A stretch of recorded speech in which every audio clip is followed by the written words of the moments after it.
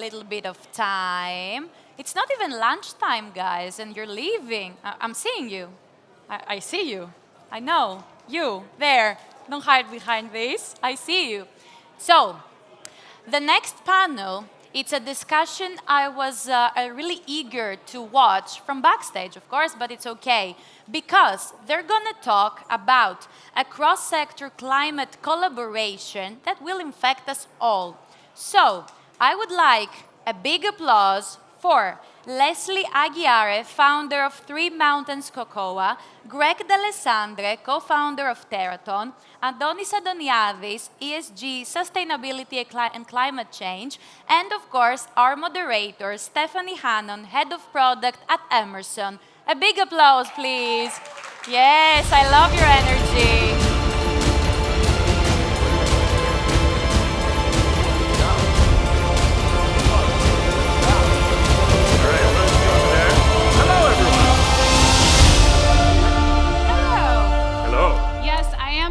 And if you like chocolate, you should stay here. If you like chocolate, make your way back to these seats. Hi, I'm Steph, and you're in for a fascinating story about the relationship between a Silicon Valley startup, the Greek government, and a cocoa producer in Ghana. And you're going to get a treat literally and figuratively. So I'm going to turn it over to Greg for intros. Hi, my name is Greg D'Alessandre. I'm one of the co-founders of Terraton Industrial. We're a startup out of Silicon Valley where we're trying to dramatically increase the number of carbon removal facilities in the world. My background before that, Steph and I worked together many years ago at Google, and then for the last 15 years, I've been working in chocolate. Part of the way I know Leslie here, and as Leslie introduces himself, I'm going to pass these chocolate bars out to 4 lucky people in the audience who have to share them with the people around them. Hi, I'm Les Agyare. I'm the founder of Three Mountains Cocoa. We help farmers to cultivate and produce organic cocoa in Ghana, fully traceable, and we provide exceptional beans to Greg for Dandelion for them to make cocoa. Can you guys hear Leslie? I just want to, you can hear it. Okay, perfect. Okay, Antonis. Hi everyone, I'm Antonis Adoniadis. I am the environmental and social expert in the Three Mountains Cocoa. I am an environmental engineer by training, and I have been working the last years in ESG and sustainability in helping organizations across the world to develop impactful sustainability strategies and how they will help essentially the environment and the communities like in Ghana in rural areas. Great, thank you. So we're going to do a round of questions. I think we're here to talk about taking carbon out of the air, and we all hear the word carbon removal, but it can mean a lot of things, and it doesn't get defined often. So Greg's going to help us understand it. Yeah, so here's the 3-minute primer on carbon removal. Scientists largely agree that we need to reduce the amount of carbon dioxide in the air by about 10 gigatons by 2050. This is a massive number, but that reduction is a combination of 2 things. One is reducing the amount that we emit. And so this is all the things that people work on, having electric cars instead of internal combustion engines, all of these things that reduce it. But the other half of that, and that's 5 gigatons a year, has to come from active operations that take carbon dioxide out of the air. And you might think, well, how in the world does that work? There's essentially a couple ways to do this. Plants do a great job of this, but if plants are doing this, essentially there's this question of if you grow a tree, how long is that tree going to be able to hold on to that carbon that it pulls out of the air? And so when you talk about how long can it hold on to it, this is a term called permanence. So permanence is if you pull carbon out of the air, how long does it stay in the ground? The second question is, if people are putting money into carbon credits, there's this question of, did the money actually go to do something that removed the carbon dioxide from the air? This is why there's a lot of concern at times around projects for growing trees, that there's this question of, if the money hadn't gone in, would these trees still have been grown? So the term used for this is additionality. So in the carbon world, you have to look at additionality, which is to say, if you pay money, have you changed behavior so that carbon dioxide will be pulled out of the air? And then the second thing is, what is the permanence of that method of pulling carbon dioxide out of the air? We're going to talk about biochar as a method today, but we'll talk about that in a second. Okay, great. Thanks, Greg. Leslie's going to tell us about Three Mountains and what he's built. So what we do is that we work with a group of 2,000 farmers in 8 communities that farm and cultivate organic cocoa. The main objective for us really is to have measurable impact in these communities that are there. They farm amazing cocoa, but sometimes don't have the skill set for the post-harvest element. So our focus really is to have traceable, trusted cocoa that you can then source into your ingredients. And working with the communities there, engaging with them to find out what their needs are, we're now able to add impact to what they do on a daily basis. If you've seen over the last few months, cocoa prices continue to increase. Farmers are not getting that benefit back. But what we're trying to do now is that through working with our biochar, with Greg and the team, is for us to be able to get additional revenue back to the farmers through what we do. And our main aim is to just have measurable outcome in what they do. Leslie, did you say how many farms? Like, how many did you start with? How many is it today? Oh yeah, so like we literally started with like just 100 acres of an area. Now it's now 6,500 hectares of an area that we're working with, and there's 8 communities, and there's 2,200 farmers. Capacity is about 5,000 metric tons a year of cocoa that they can produce. We're in a country that cocoa is regulated, but what we've done is worked out where they have weaknesses and work within that value chain that's there. And you might hear some of the nastiness that people hear about in cocoa. We can assure you that this is a very, very clean value chain that we work with, because we work with it from the roots up. So when we look at it from the roots straight to the bar, it means you can turn up today and go and visit these farmers in the area that they're growing in and see what we're doing there, actually measure those outcomes that we're there. And so it helps for us to be able to, let's say, engage more in the world of where your ingredients come from. And cocoa is in so many different, not just makeup, but drinks, food and beverages in there as well. And so it's used all the time. And the struggle is, we're not an NGO. We want to do business in a clean way in what we do. And this is our first country that we've gone in to work within. Thanks, Leslie. So we want to hear more about the Greek connection to Three Mountains, to Ghana, and to this story. Yeah, it makes sense as we are Yes. also in Greece right now. So basically, Greece and Ghana have enjoyed strong relationships throughout the years, mainly through sectors like energy, like shipping, like trading. In recent years, through collaborations from people with people, of course, these relations are getting stronger. Now, since 2022, the Honorary General Consul of Greece in Ghana, Ms. Mariana Gabriel, have strongly supported the TMC, the Three Mountains Cocoa, after sharing the vision and the passion of Leslie for this project. Now, the next year, now in 2023, in collaboration with the Three Mountains Cocoa and the General Consul, we launched the project also in collaboration with KNUST, a local university over there, on how the rural communities in Ghana, the cocoa communities, can thrive in and grow in a circularity, in a circular model. The project was focused on empowering women in the communities, on eliminating, of course, child labor, and all the sustainable parts. During that project and since that period, we were discussing with Leslie how we can also incorporate in the project, in the whole circular project, the carbon removal part. So over there comes Greg with Terraton in the picture, and the biochar project, which I truly believe will have a huge impact in the community and in the general environmental goal of the Ghana and of world. So that's the part of Three Mountains Cocoa. And also to mention, the team of Three Mountains Cocoa is included in the team, are included the design and the media team are people from Greece as well. So there is a strong connection over there between Ghana and Greece. Thank you. That's amazing. All things I just learned. Before I ask you your next question, since this has come around, I've been just thinking, how is it measured? Like what you said about how's it measured, and especially if it's additive, like that seems even more complex to measure. Yeah, absolutely. So I started the description of carbon removal, and then we heard about cocoa. And so you might be thinking, wait, how are these two things connected? So when you are farming cocoa, you have a cocoa pod left over that currently sits in the field, decomposes, and releases greenhouse gases. So the thing that you can do is instead of letting that pod decompose, you can do a process called pyrolyzation, which essentially is heating it up to the point that it would burn, but without oxygen. And what this does is it locks the carbon away.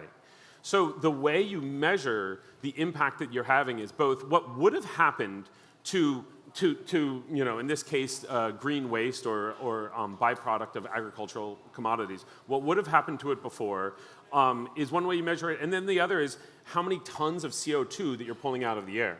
A carbon credit is 1 ton of CO2, essentially, that you've captured. That's when you pay for a carbon credit, you're paying for 1 ton of captured CO2. So I mentioned biochar.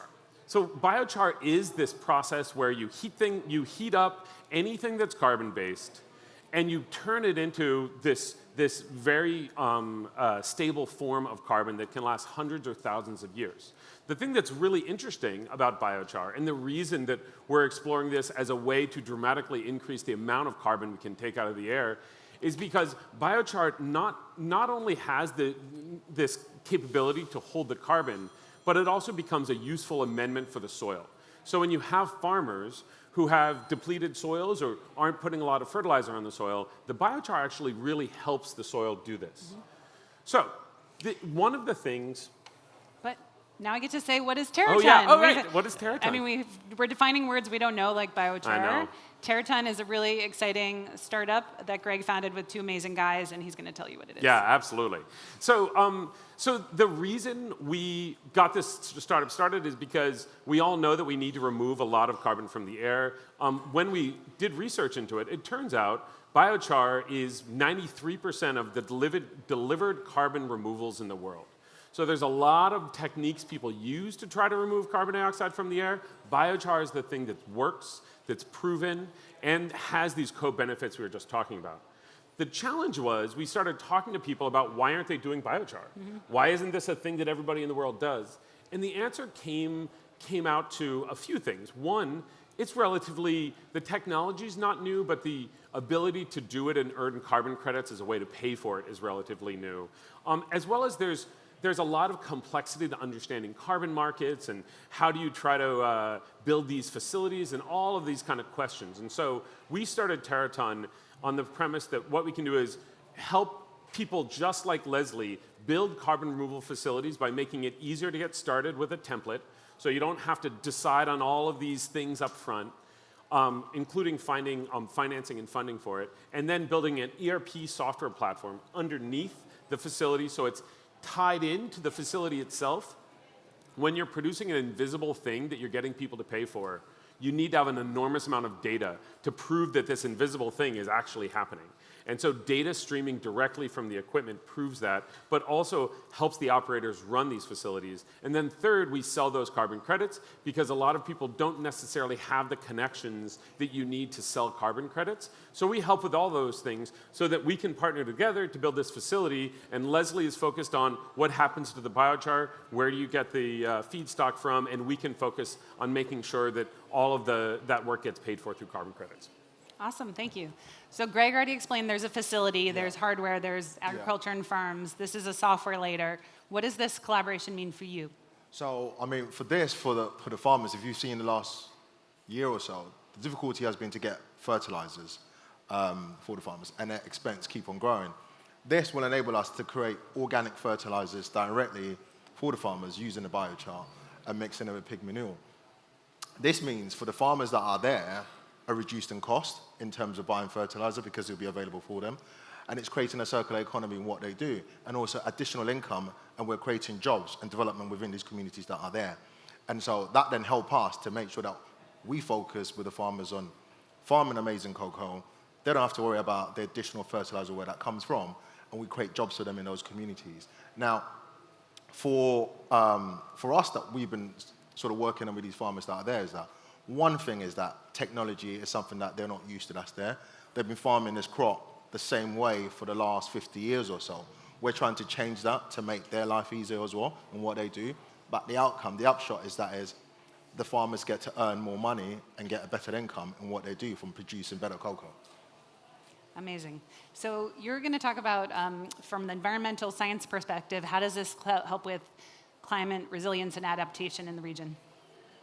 As we say, climate mitigation and adaptation. That's the Thank goal you. of the Thank you. of the EU also. So basically, the first part was covered by Greg. The climate mitigation, basically, when you have something that will produce essentially greenhouse gas emission, and you find a way to take that emission and store it in a stable form into the soil, which will stay hundreds of years. You don't have tons of thousands emissions, and you help in climate mitigation. Now, in terms of climate adaptation, the communities in rural Ghana are extremely vulnerable in droughts, in heavy rainfalls due to climate change. So when you have biochar into the soil, it doesn't help only in removing, as we say, the emissions, but also helps the soil, the fertility of the soil, the water retention, the root resilience. So it helps all the farmers in rural areas in Ghana and in other countries as well to better cope with the different patterns of the rainfall and the changes that they have in productivity due to climate change. So that's the two aspects mainly on how biochar could help in climate change, in the goal of climate change mitigation and adaptation, I would say.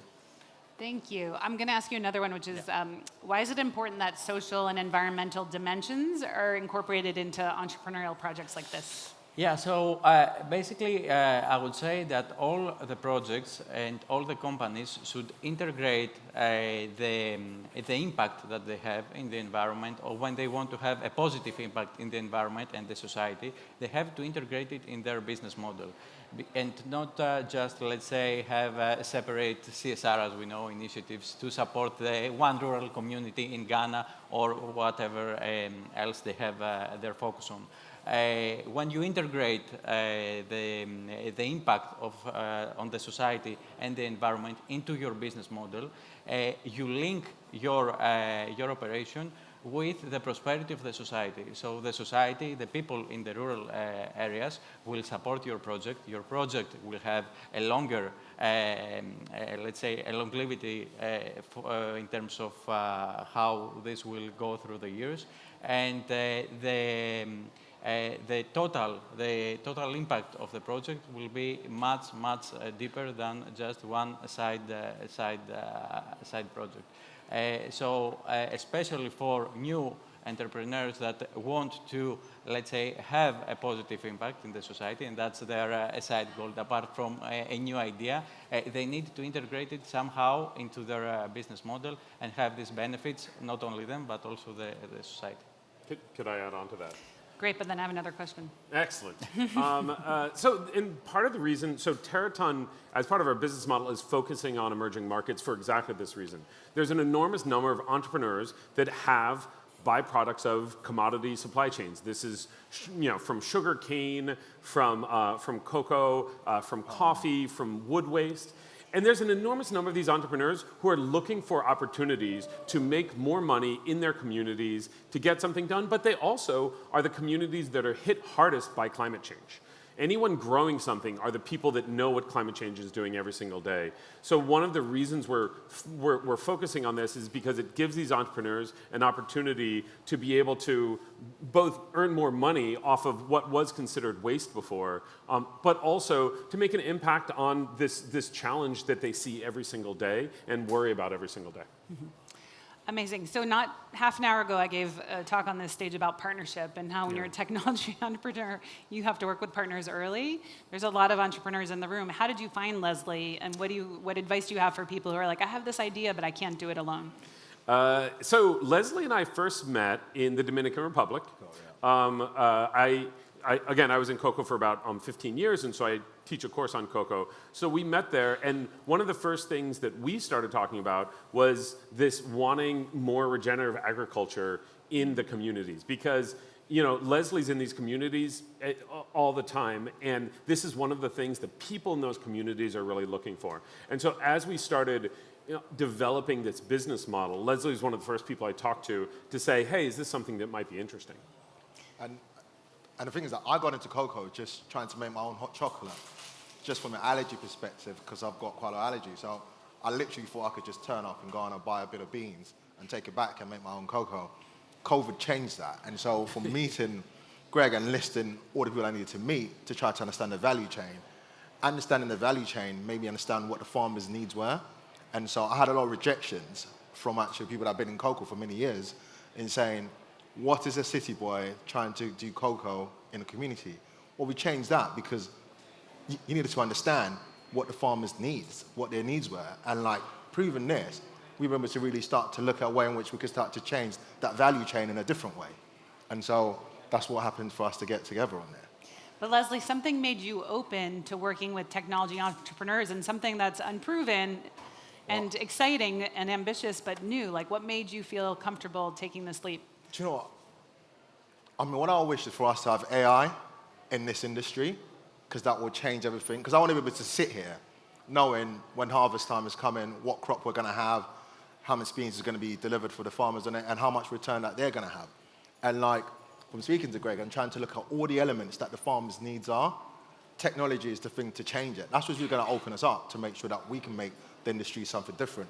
And like I said, we're not here to be able to just continue the same problems. We want to eliminate the problems and like create new avenues for these farmers and create new avenues in this industry that just keeps growing. And if you're looking at your chocolate prices, your cocoa prices now, it's not going to go down. It's going to continue to grow. So and it's going to continue to increase. So this is the only way for us to eliminate some of these things and bring more value back to the farmers that's there. Great, thank you. One last question for Antonis is just, what is success for this partnership? What do you hope for what this is creating? One is, of course, when they have the benefits, the farmers, the local communities. The other is, of course, when a startup company is growing, is helping also the company and the community combined to grow. And the last one in this combination is to connect, as Greg also maybe mentioned, the project and the actual carbon removal with the company. Because right now there is a big scrutiny and criticism in regards of the carbon removal projects around the world. So the great goal for us is also to connect these carbon removals, these projects, with the companies that they want to buy the carbon removals, and they are not just buying from a stock market that they don't have idea on how they contribute to the actual growth of one community and people in need in developing countries. Thank you. I'll let you have the last word. What do you want people to remember? The last thing I will say is, if any of this sounds interesting to you, if you're interested in helping to finance a facility somewhere in the world, if you know people who this sounds like something to be interesting, please get in contact. We're young, we're just getting started, but the only way we're going to be able to remove the mass amount of carbon we need to from the atmosphere is by working together to get things done. Thank you. Thank you all. Thanks, everyone. Thank you, everyone. Thank you. Thank you once again. Thank you.